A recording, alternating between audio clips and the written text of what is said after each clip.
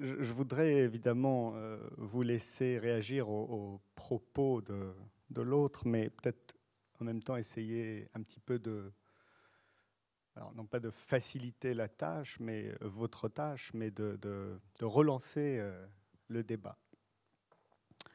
Parce que je crois qu'il y a débat. Il y a débat entre vous. Vous avez terminé avec le débat. Si à la question suis-je responsable de l'humanité,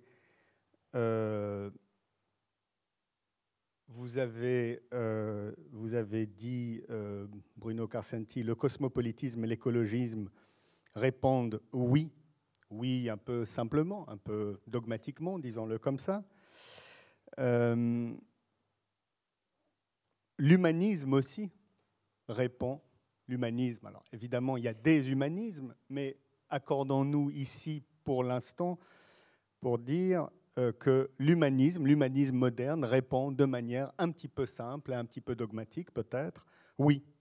Or cet humanisme, je pense qu'on peut dire qu'il est à beaucoup d'égards usé. En tous les cas, s'il n'est pas usé, si je vous suis bien, Patrick Savidan et Bruno Carcenti, il peut se retourner contre lui-même. Ou encore, il est aussi, ou il peut être aussi, les portes ouvertes à certaines dérives. Et donc la question que je voudrais vous poser, cet humanisme peut-il se dépasser?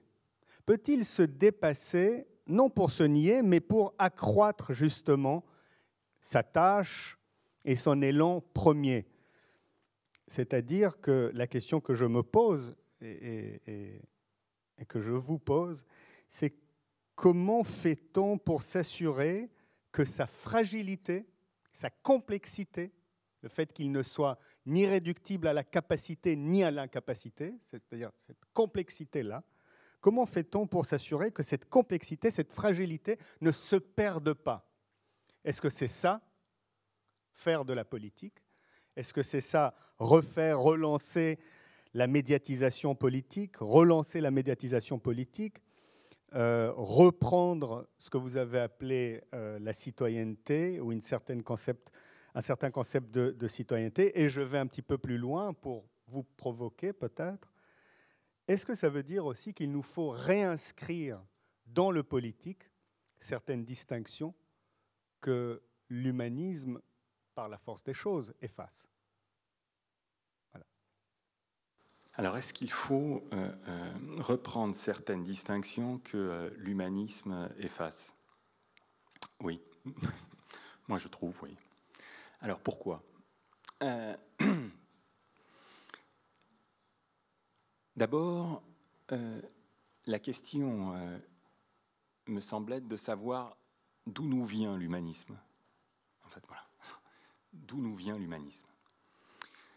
Est-ce qu'il est la découverte récente d'une évidence anthropologique, d'une vérité éternelle, hein? Ou bien est-ce qu'il est un courant qui a nommé, défini notre politique en réalité, hein? C'est-à-dire que notre politique, ou la politique de certains États, à un certain moment de son histoire, a dû se dire que l'humain comptait plus que toute autre qualification, que l'humain, en fait, sous-tendait toute qualification. Et que une telle perception de l'humain, si elle a un début historique, pourrait très bien avoir une fin. Alors, moi, je crois que l'humanisme est daté. Je crois que l'humanisme a correspondu à une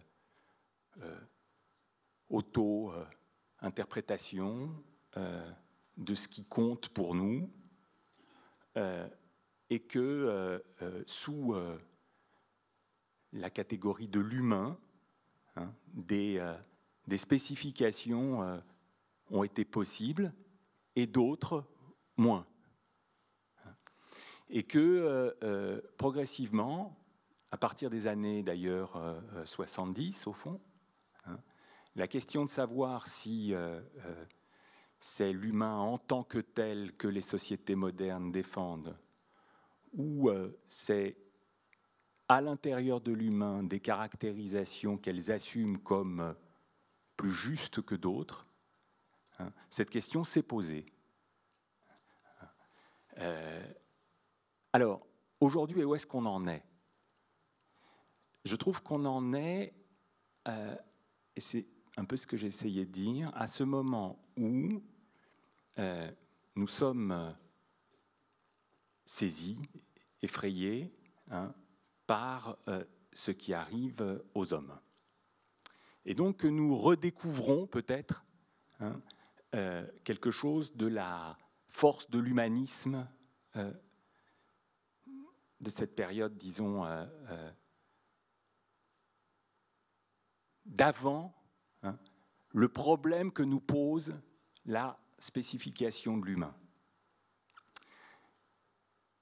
Mais que pour porter la charge, la responsabilité de ces humains, notre langage politique, nos catégories politiques, nos capacités d'action politique nous font défaut. Et quand j'ai dit banale chambre d'écho, Judith, ce que je voulais dire, c'est que du fait que nous sommes saisis, ne doit pas découler une évacuation ou une occultation des questions qui se posent, de savoir ce que nous faisons politiquement, ce que nous sommes capables politiquement de faire quand réellement nous accueillons. Voilà. De quelle capacité sommes-nous dotés dans le moment où nous accueillons ? C'est-à-dire, tu disais, ces vies, dans leur nombre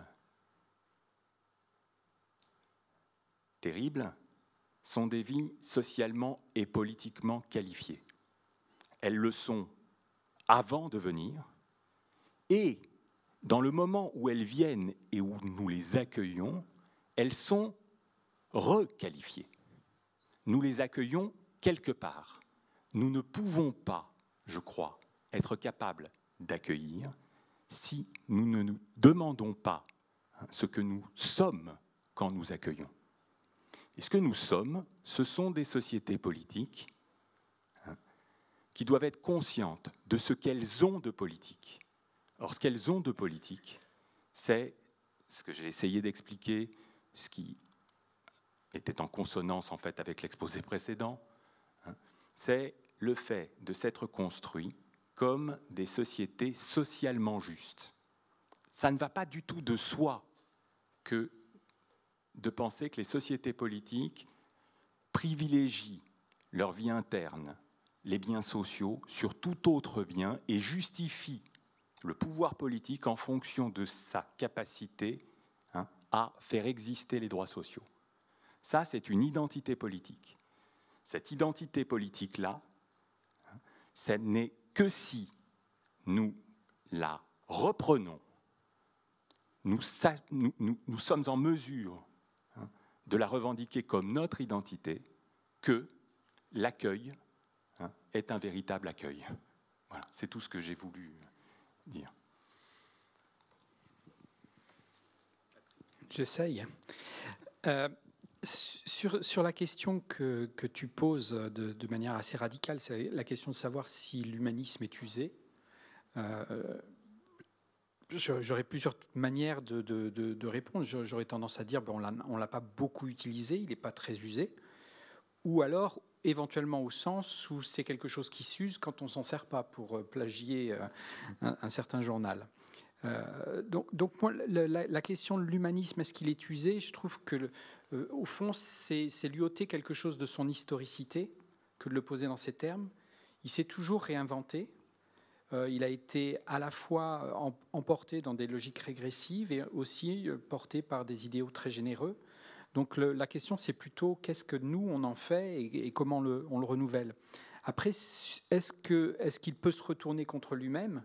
Oui, quand il est dans sa logique régressive, je trouve que c'est une bonne chose qu'il se retourne contre lui-même. Pour moi, la question, elle est plutôt à ramener à des questions hyper concrètes, c'est-à-dire de quoi parle-t-on au juste, quoi. Est-ce qu'il s'agit des immigrants?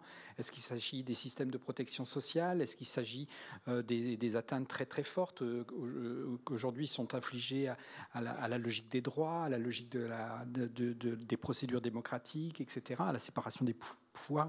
Est-ce qu'on parle de ça?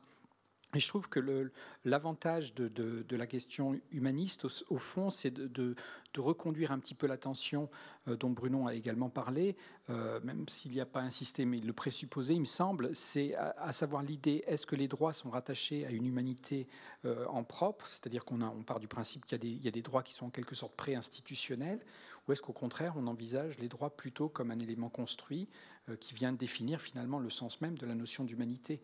Je crois qu'on est prisonnier dans cette tension et que suivant les logiques politiques dans lesquelles on se trouve, suivant le moment politique dans lequel on se trouve, il faut pouvoir toujours mobiliser ces deux versants.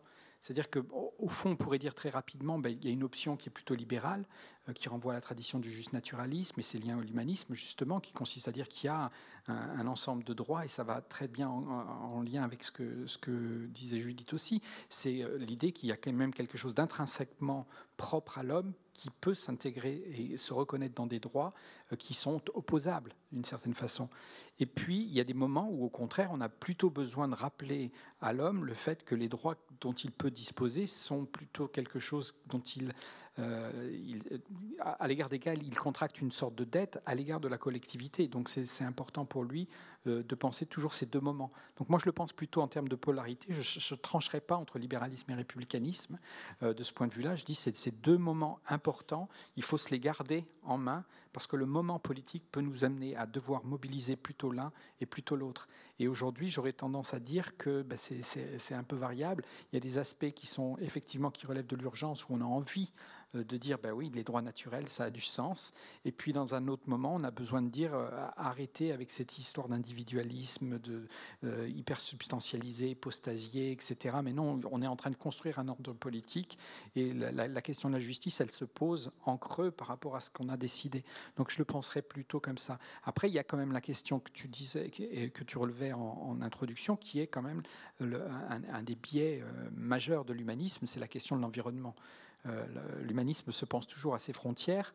La question du rapport à l'altérité quand elle affronte la question de la migration, la question du racisme, la question de la xénophobie, on a les outils pour le penser. On n'a pas les pratiques pour le démonter et pour le dépasser, mais on a les outils pour le penser. Par contre, la question environnementale et la place de l'homme et de l'humanisme en rapport avec la question environnementale, ça, je pense qu'on est assez loin encore de l'envisager.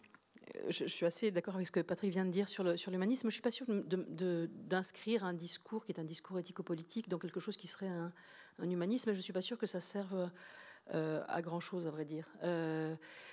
Parce que finalement, on est sur une série de contradictions qui font que les choses qu'on oppose, on pourrait les articuler différemment. Par exemple, l'opposition entre juste naturalisme et constitution positive du droit, entre droit naturel et droit positif, on pourrait très bien dire aussi les droits naturels ou l'affirmation des droits naturels ou de quelque chose comme une naturalité du droit, ça a une date d'émergence historique. Donc c'est tout sauf naturel. En revanche, ce qu'on peut dire, c'est qu'à partir du moment où ça a émergé, et ça a émergé, d'abord ça a été une matrice de constitution du droit positif, premier point, et deuxième chose, ça n'est pas où nous pouvons prendre l'engagement de déclarer politiquement que ça n'est plus réversible. C'est-à-dire qu'on ne revient pas en arrière. L'universalité des droits, elle n'est pas universelle, elle est constituée historiquement. Il n'en reste pas moins que l'affirmation de l'universalité d'un certain nombre de droits, aujourd'hui, n'est pas négociable. Ça, c'est la première chose. La deuxième chose, c'est que moi, je suis d'accord sur le... J'entends bien ce que tu dis. Ah non, il faut qu'on se voit. J'entends bien ce que vous dites. on les accueille quelque part dans des sociétés politiques qui se sont construites comme socialement justes. C'est vrai. Mais précisément, la question aujourd'hui, c'est finalement aussi ce dont parlait Patrick dans la première intervention, la question c'est que aujourd'hui, ces sociétés qui se sont construites comme socialement justes, elles sont de moins en moins justes, et que la question de la justice à l'intérieur des espaces dans lesquels nous nous plaçons produit l'effet inverse, c'est-à-dire des effets de stigmatisation, de haine, de mise à l'index. La souffrance sociale, c'est une expression horrible, je suis désolée de la mobiliser parce que c'est la tarte à la crème du débat actuel, enfin, ça dit bien les choses. Le niveau de souffrance sociale qui naît de l'atteinte systématique à la logique des droits, des politiques publiques, etc., depuis quelques années, produit, c'est pas nouveau dans l'histoire, on a eu ça à d'autres moments assez tragiques dans l'histoire du XXe siècle, produit quelque chose comme, alors si on veut métaphoriquement prendre un raccourci, on dit accouche de monstre, si on veut être un petit peu plus précis, on dit produit exactement le contraire de ce que c'est censé incarner un espace construit sur un idéal de justice sociale. Et c'est pour ça qu'on n'accueille pas ou qu'on ne veut pas accueillir. Moi, la question me semble être antérieure et chronologiquement et logiquement à la question de savoir s'il faut étudier ou mettre dans la balance, ce qu'il faut bien entendu faire aussi, le fait que des migrants arrivent quelque part, c'est-à-dire chez nous, et que les conditions de cette arrivée doivent être posées.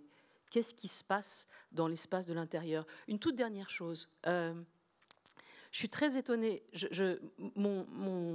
Mon travail, normalement, consiste à, parce que c'est ce dont théoriquement je suis spécialiste, à travailler sur les formes d'historicisation de la pensée, la manière dont les catégories de la pensée, les notions, les représentations, les images, les couplages, les découplages, etc., appartiennent à un ordre qui est historiquement constitué. On ne pense pas de la même manière à une époque, à une autre, etc., etc. Donc on est toujours situé dans un certain système de pensée, dans un certain lieu de pensée. Donc travailler à réhistoriciser les catégories de la pensée et de l'analyse, c'est une chose à laquelle je tiens très particulièrement. Et vous l'avez dit l'un et l'autre, en réalité, que cette nécessité méthodologique de l'historicisation, elle pose la question de quoi parle-t-on, à partir de quel moment ça émerge, comment est-ce que ça a émergé, qu'est-ce qu'on mettait sous tel ou tel mot, etc. C'est vrai.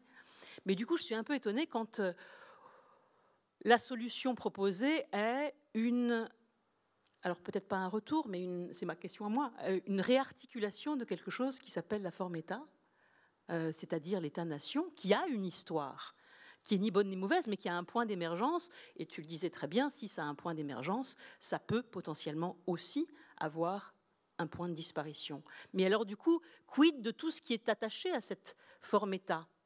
Par exemple, le partage dedans, dehors, par quelque chose qu'on appelle les frontières. Par exemple, la définition, encore aujourd'hui valable, de la citoyenneté qui rattache une citoyenneté à un espace délimité, dedans, dehors. Les migrants traversent ces lignes de partage. Et c'est pour ça qu'ils sont inacceptables. C'est encore une fois la réaffirmation de la logique, la vieille logique des États. Et s'il faut parler d'Europe, est-ce que l'Europe n'est pas précisément le dépassement de cela? Mais dans ce cas-là, qu'en est-il d'une citoyenneté inconditionnée, en tout cas pas conditionnée par quelque chose comme une appartenance territoriale? Voilà. Bruno, on va prendre les questions à la salle, mais si tu veux rapidement répondre à la question de l'Europe, des frontières. D'abord, je suis entièrement d'accord. Effectivement, l'État-nation a un début. Je suis frappé, moi, du fait qu'on décrète la fin avant la fin. Hein. On vit dans des États-nations et les États-nations peinent à atteindre ce qui pourrait représenter leur fin. La question est de savoir si vraiment nous nous représentons bien ce que serait leur fin. Je pense que nous nous représentons très mal en réalité, ce qui est un au-delà de l'État-nation. Par contre, nous avons beaucoup d'instruments pour nous représenter l'étagement, c'était un point de mon exposé, l'étagement entre différentes entités dont les États-nations font partie, avec lesquelles désormais les États-nations composent. Alors, tu poses très bien la question, effectivement, de savoir si ça modifie le concept de citoyenneté, si ça désancre la citoyenneté, si ça n'est pas à partir de là que doit se penser notre responsabilité à l'égard des humains qui viennent. Je pense que oui, effectivement, la citoyenneté est en transformation, là, par nécessité, et qu'il y a de grandes résistances à cette transformation. C'est ce sur quoi j'ai terminé. Hein. C'est que l'idée de citoyenneté possible, en réalité, était inscrite dans le concept de citoyenneté. Il est faux de penser que les droits du citoyen ont été pensés pour une population complètement homogène, saturant intégralement les individus présents dans l'espace national. C'est pas vrai. Les droits de l'étranger étaient pensés comme des droits aux côtés de ceux du citoyen, et donc l'idée de citoyen possible ou de citoyenneté possible, accessible à l'étranger, on fait partie de l'histoire du concept de citoyenneté. Lorsque le nationalisme l'emporte, c'est ça qui est en danger. Voilà. Alors, ce que je dirais, c'est que nous sommes effectivement à un moment où l'étagement, ces trois strates que je définissais, mobilisation transnationale, entité supraétatique et État, n'arrivent pas à trouver leur articulation au niveau européen qui rendrait la politique d'accueil, qui en ferait une politique, en fait, voilà, qui en ferait une politique. Plutôt que de s'user, l'humanisme ne se transforme-t-il pas ? Donc il ne vous manquera pas que je suis jeune, qu'il y a beaucoup de jeunes dans la salle. Il ne vous échappera pas non plus que nous grandissons dans une nouvelle réalité, une réalité qui est virtuelle, et je pense que cela a fondamentalement un impact sur notre notion de l'humanisme. Ainsi, la crise de l'humanité dont nous parlons ne vient pas nécessairement d'un manque de souffle d'humanisme, mais de l'incompréhension de son environnement, d'une schizophrénie entre le virtuel et le réel, c'est-à-dire entre le soi et la représentation de soi. Celui des selfies, celui du partage, celui du masque à like. Donc la feuille organique, l'humain réel, le fractal d'un ensemble, laisse place à une humanité algorithmiquement régulée, guidée par l'assouvissement non plus de l'accomplissement de soi, mais plus que jamais de la reconnaissance de l'être, de la preuve d'une légitimité irréfutable d'exister. C'est une émancipation de l'humain par l'humain vers quelqu'un ou quelque chose différent de l'humain. Alors voici ma question. L'humanisme se transformant pour exister dans la continuité, dans la transcendance de sa condition, nécessaire à la compréhension de son environnement, avec pour but l'accomplissement de l'humanisme, c'est-à-dire d'un consensus rendant l'humain légitime d'exister parmi l'autre. Cet humanisme porté par la machine est-il légitime ? Ne créerait-il pas l'humain et l'humanisme irréconciliables ? En ce sens, devons-nous et pouvons-nous agir de manière rétroactive à la transcendance de l'humanisme ? Qu'est-ce que vous en pensez, vous ?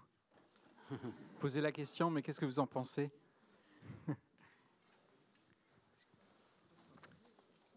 Je pense personnellement que toute chose a de bonnes et de mauvaises conséquences, mais que nous avons vu la division de l'État et de la religion. Aujourd'hui, la division peut-être de l'État et de la monnaie avec de nouveaux moyens. Et plus que jamais, une division des êtres au travers d'une réalité virtuelle et d'une sorte d'accord global. Une sorte d'accord global falsifié par la représentation de soi, comme je le dis au travers de selfies, de partage, plus que de la compréhension de qui nous sommes profondément en tant qu'humains, ce qui traduit cette schizophrénie. Et je pense au final que nous sommes dans un process qui, qu'on le veuille ou non, nous mènera là où il nous mènera. La question que vous posez, en fait, c'est la question du rapport des êtres humains aux technologies, la manière dont ce rapport aux technologies va modifier la conscience de soi, le rapport aux autres, le rapport à soi. De ce point de vue-là, c'est juste ajouter, en un sens, et c'est important, une dimension de problème qu'il va falloir nous prendre en charge, mais qui préjuge pas du tout de la question de savoir le cadre dans lequel on va être capable de se poser la question. Donc, d'une certaine manière, les points de vue qui ont été défendus sont des points de vue qui pourraient prendre en charge cette question-là, ou qui pourraient prendre en charge la question du cadre dans lequel on va s'interroger sur le post-humanisme, sur le virtuel, sur ces questions-là. Après, les types de problèmes que vous évoquez, c'est des problèmes qui sont des problèmes techniques, qui ne renvoient pas à la question des fins, qui renvoient à la question des moyens. Donc la question, c'est de savoir quel est le statut qu'on veut vouloir conserver à la technique dans une société comme la nôtre. Mais bon, ça, je pense que je me demande même s'il n'y a pas déjà une table ronde là-dessus. Prochainement. Bonsoir. Bonsoir. J'ai relevé dans les interventions qu'il y avait beaucoup de références à la règle de droit. Et pour moi, il y a un seuil juridique. Le premier seuil, c'est la notion de crime contre l'humanité, ce qui prouve bien qu'humanité et droit peuvent être liés. Alors certes, le champ est restreint, mais en fait, il appartient aux politiques de l'étendre. Ça, c'est une décision profondément politique, éthique et philosophique d'étendre aussi ce champ et ne pas le laisser tel qu'il était conçu à l'origine. Et le deuxième point, c'est la non-assistance à personne en danger. Et là également, on pourrait inclure dans cet aspect-là l'écologie, puisque finalement, c'est aussi la non-assistance que de se préoccuper absolument pas ou mal de l'écologie. Maintenant, je suis beaucoup plus réservé sur l'intégration des droits de l'homme, sur les protections sociales, sur l'accès à la culture, à l'éducation dans les pays du monde. Je pense qu'on a une vision très occidentale et que si on la multiplie au niveau de l'humanité tout entière, il y aura beaucoup plus de réserves à effectuer. Il y a un point qui me paraît intéressant au point de vue strictement personnel, c'est Nietzsche qui dit que ce qui est le plus humain, c'est épargner à tout homme la honte. Et donc finalement, c'est tout simplement rechercher à éviter ces humiliations financières, économiques, sociales, sociétales. Et tout à l'heure, on a parlé aussi d'un point important, c'est la notion de mot, c'est la notion de nom. Et quelque chose qui m'a profondément choqué, c'est qu'on ait pu, sans que cela semble gêner qui que ce soit, parler depuis longtemps de jungle de Calais. Qu'est-ce qu'une jungle? C'est un endroit où vivent des animaux sauvages. Et donc, on a réussi à retirer l'humanité à ces migrants.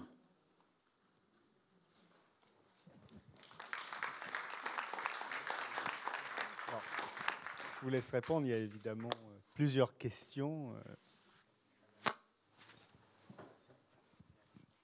La question avec le langage, c'est que la difficulté du langage, c'est qu'on est toujours dépassé par les mots qu'on emploie. Je suis d'accord avec vous sur la jungle. En même temps, je ne sais pas si vous êtes allé dans la jungle de Calais. Moi, oui. Et je voudrais parfois ne pas y avoir été parce que ça me hante.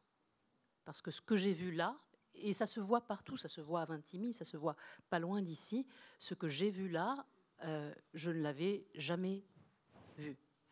Ça ne veut pas dire qu'on a affaire à des bêtes sauvages, mais ça veut dire qu'on est dans un espace concret avec des personnes concrètes et que c'est inimaginable au sens littéral. Alors je sais bien que l'indignation ne suffit pas à faire un discours philosophique, quoique définition des affects, Éthique 3, Spinoza, l'indignation c'est la haine pour le mal fait à autrui. Si vous voulez des références doctes et philosophiques, je peux en faire aussi. Il y a un statut philosophique de l'indignation qui repose chez Spinoza, par exemple, sur l'affirmation absolue de quelque chose comme une reconnaissance des semblables en tant que semblables. C'est ça.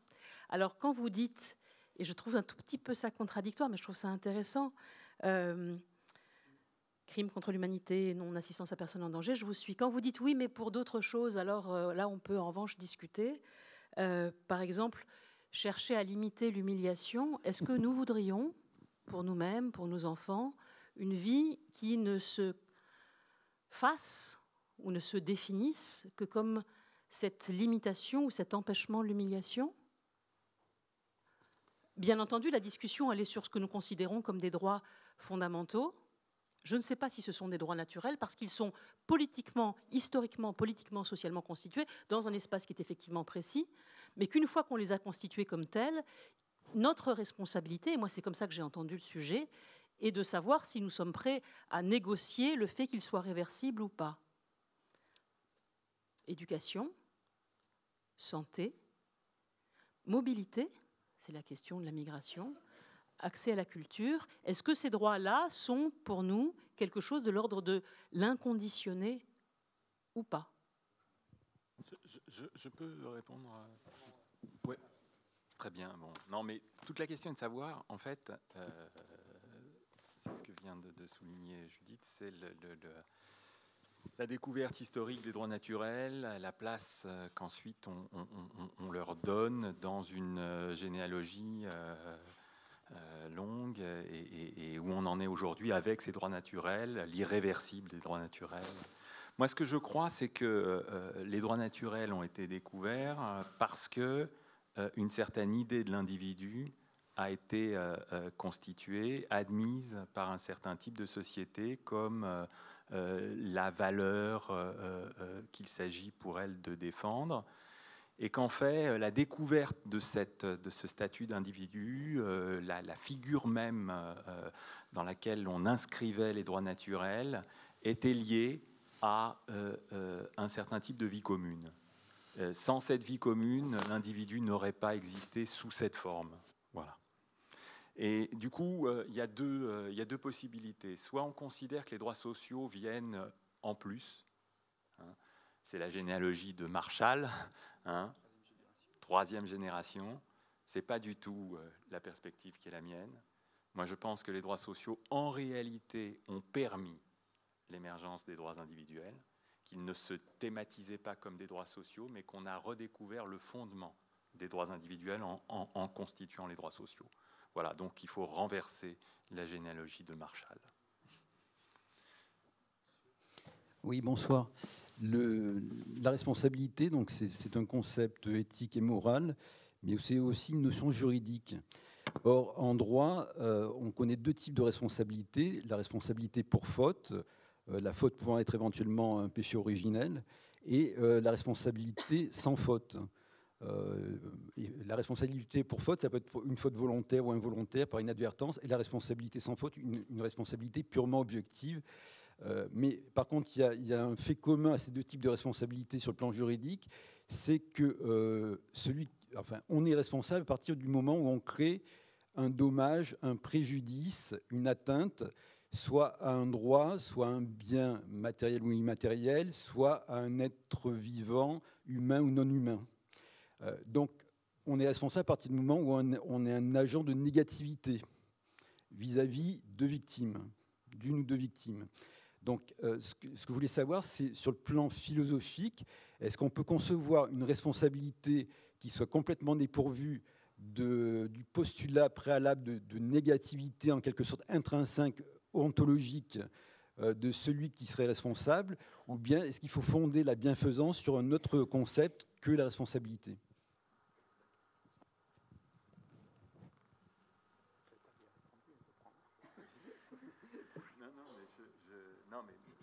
Je peux.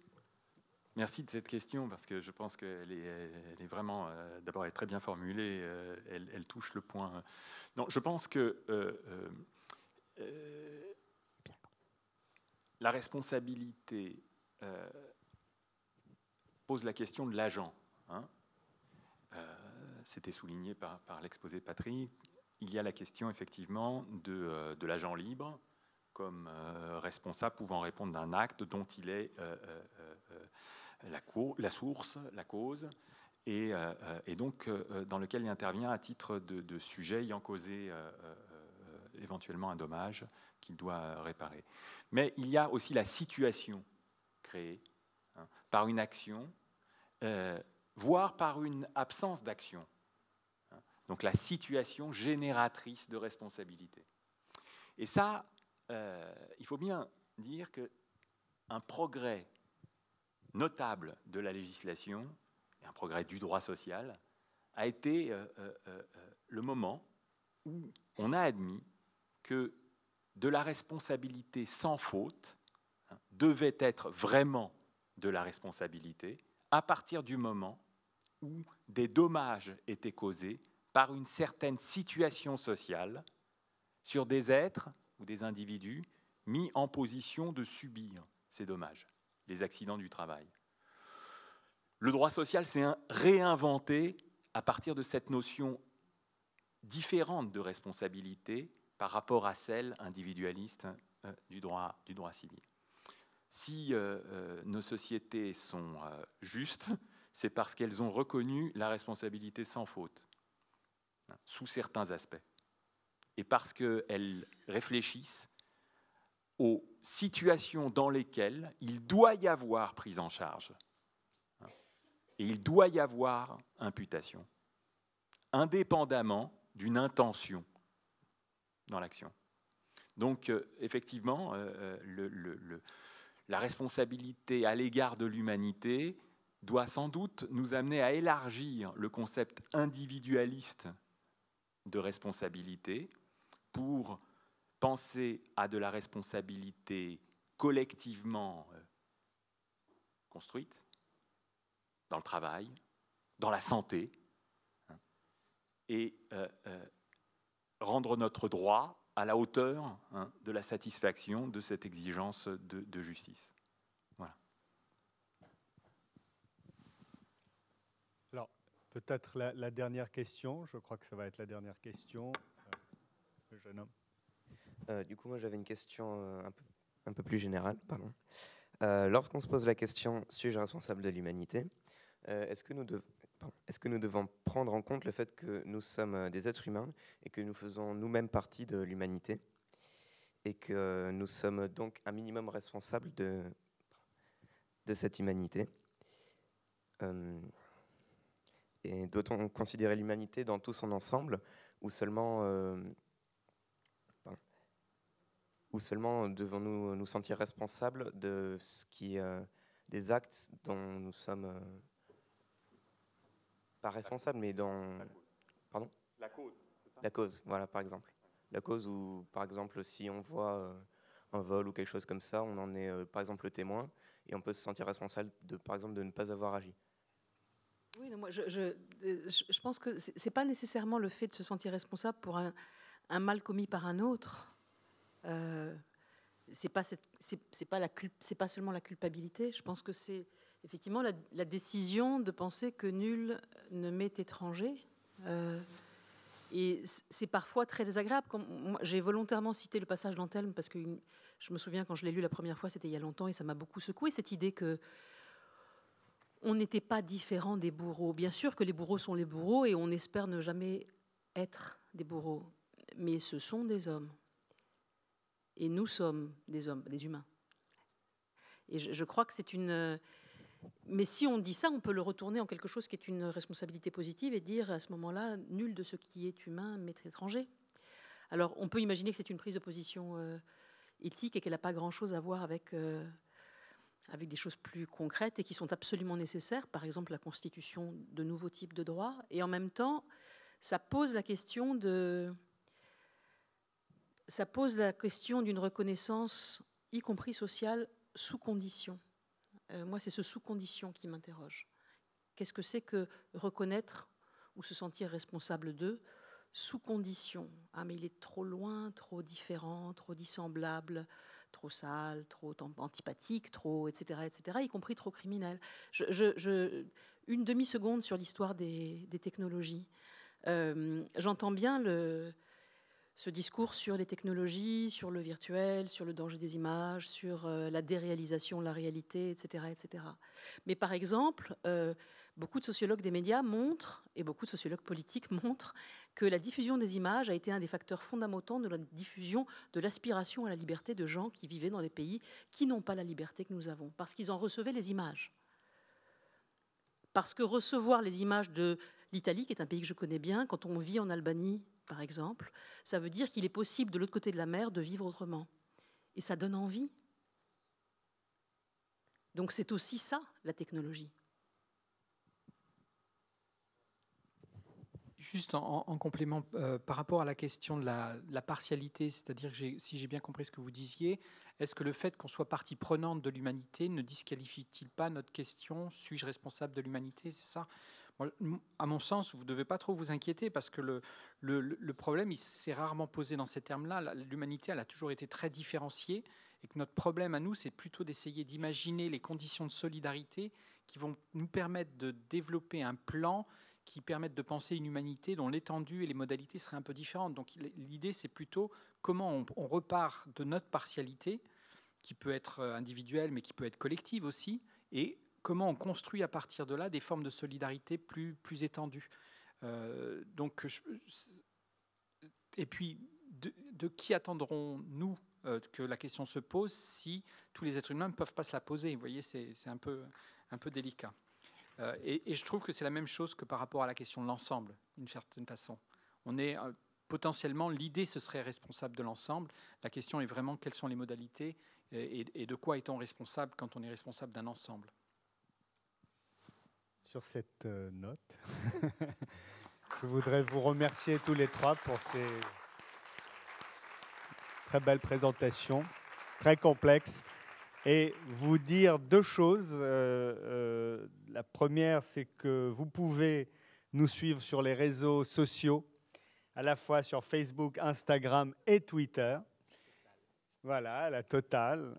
Et évidemment, et aussi que le prochain atelier est quand même, je voudrais le marquer ici, c'est le monstre en nous, cruauté, barbarie, inhumanité, avec Philippe Lançon et Catherine Chalier. Donc autour d'humanité et barbarie, c'est le prochain atelier, le jeudi 13 décembre. Voilà, merci à vous, au revoir.